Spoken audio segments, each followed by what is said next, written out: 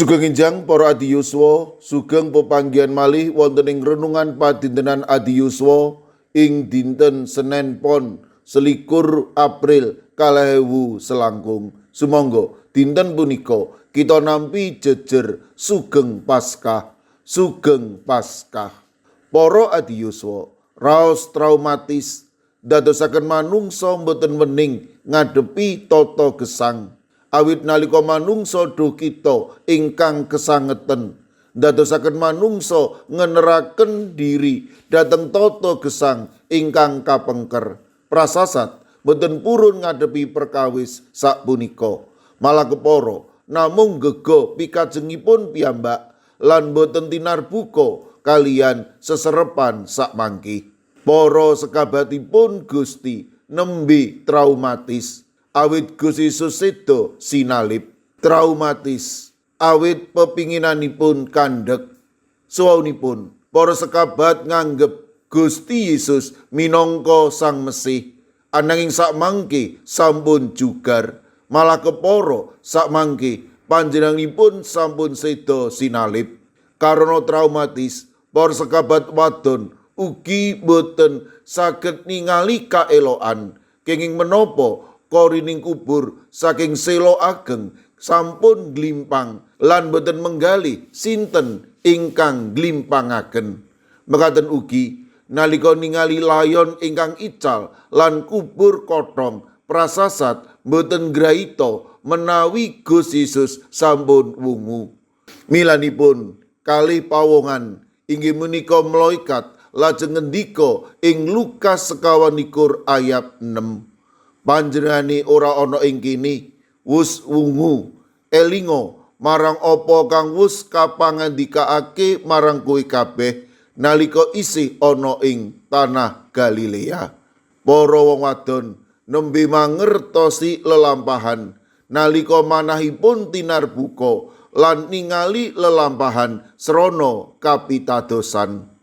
Para adi yuswa, pawartos Paskah saged katampi nalika manah kita tinarbuka lan purun ningali lelampahan srana pitados bilih Gusti Yesus nyata-nyata wungu. Wungunipun Gusti Yesus tamtu ngasta ewah-ewahan. Para sekabat suwunipun ajrih sedih ndelik sakmangke wantun manah suka binga lan dados paseksinipun Gusti. Mila sumangga nalika kita mengeti dinten Paskah sejatosipun kita kedah tansah optimis lan wantun ngadepi pepalanganing gesang. Menawi Gusti Yesus sampun wungu uwal saking blengguning pati, mekaten ugi Paskah badhe mberek kita wantun ngadepi traumaning gesang. Tinilar semah garwa ajri menggalih masa depan para putra wayah lan raga ingkang susut. Kita wantun ngadepi sedaya punika awit Paskah. Sugeng Paskah, Gusti berkahi panjenengan. Amin. Sumangga kita ndedonga. Matur nuwun Gusti, awit nalika kawula mengeti dinten Paskah ing dinten-dinten punika sejatosipun paduka sampun wungu lan paduka mungokaken kawula saking sedaya perkawis bilih kawula saged uwal saking sedaya perkawis. Kawula pasrahaken para adi yuswa dalasan anak putu kawula ing pundiya papan. Monggo paduka ingkang reksa, paduka ugi ingkang tansah berkahi. Mirunggan kawula pasrahaken Bapak Agus Budi Pranowo saking Kalinegoro, tiyang sepuhipun Pendeta Julia Indah Pramudianti ing GKJ Bandung. Ingkang wedal sakmangke Bapak Agus Budi Pranowo badhe nampi operasi ing dinten Selasa benjang ing griya sakit harapan. Monggo Gusti paduka ingkang makarya matemah lumantar operasi menika Bapak Agus Budi Pranowo enggal nampi wetahing kesarasan. Kawula pasrahaken Bapak Margono ing Kalinegoro ingkang ugi nembe nandhang sakit. Kawula pasrahaken Ibu Murtini Darmoko ingkang wedal sakmangke ugi nembe nandhang sakit wonten ing RSU RSJ Kawula pasrahaken ugi Bapak Hadi-adi ing GKJ Ngalian ingkang pikantuk petahing kesarasan peparing paduka. Kaunipun sedherek kawula ing GKJ Bono, Ibu Sapar, Ibu Priyati, Ibu Sih Mirah, sawetawis putra-putra kagungan paduka ing GKJ Magelang nembe nandhang sakit. Ibu Lis Martono wilayah Kalih, Ibu Wiwi Retno wilayah Setunggal. Kawula ugi masrahaken Ibu Tati ing GKJ Ngablak. Kawula pasrahaken Bapak Matius Suwito warga GKJ Immanuel Solo.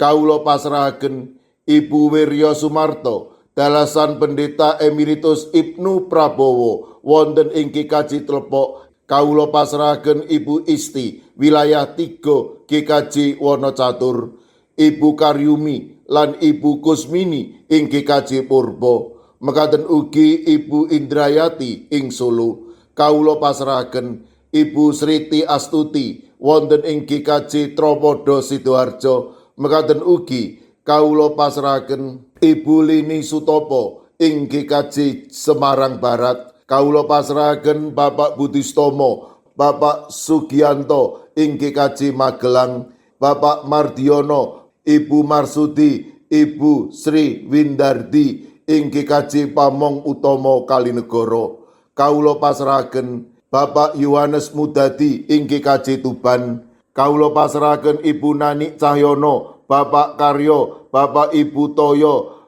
Ibu Ngatini ing GIDJ Trangkil. Ing GKJ Immanuel Solo, kawula pasrahaken Ibu Tugiani Sunarto lan Ibu Tati. Kawula pasrahaken Ibu Lasiem Blok 6 ing GKJ Gondang Winangun. Ing GKJ Wonosobo, kawula pasrahaken Bapak Lazarus Samijan, Bapak Yusuf Sunaryo, Ibu Endang Sarjono, Ibu Rodiah Sumardi. Kawula pasrahaken Eyang Sarwito ing GKJ Ngalian, Ibu Wahyono ing GKJ Plengkung, Ibu Sunarti ing GKJ Salaman. Ing GKJ Ungaran, kawula pasrahaken Ibu Sukito, Bapak Sembiring, Ibu Surisno, Ibu Munarti, Bapak Ibu Tugiman. Kawula pasrahaken Bapak Jatmiko ing Denpasar Bali. Kawula pasrahaken Ibu Warsi ing Kemenjing, Ibu Apri ing GKJ Canden. Ing GKJ Sragen, kawula pasrahaken Bapak Wursitoryadi, Ibu Sumiati, Bapak Suyanto. Kawula pasrahaken Bapak Chandra Deni Saputro. Kawula pasrahaken Bapak Dalmin, Bapak Sugiri, Bapak Wisno ing GKJ Pugeran. Mekaten ugi kawula pasrahaken Ibu Warsini dalasan putranipun Yohanes Haryati ing Watu Sigar. Ing GKJ Mijen, kawula pasrahaken Bapak Budiono Arung Puji, Ibu Elizabeth Indarwati, Bapak Tri Kartono, Bapak Waryono lan Bapak Moses Taji. Kawula pasrahaken ing GKJ Banyumanik, Ibu Sukarni, Ibu Sutarwi, Bapak Daniel Agus lan ugi ing GKJ Tanon kawula pasrahaken Bapak Suhadi. Kawula pasrahaken sinten kemawon ingkang nembe nandhang sakit lan ugi ing pemulihan kawula pitados paduka badhe saged ngginakaken menapa lan sinten kemawon ambrih sedherek kawula menika enggal nampi wetahing kesarasan. Kawula pasrahaken pasambat lan pandonga kawula wonten ing asma paduka Gusti kawula Yesus Kristus. Amin. Sumangga para adi yuswa kita tutup pepanggihan kita renungan padintenan adi yuswa kanthi ngrepekaken kidung. Sumangga.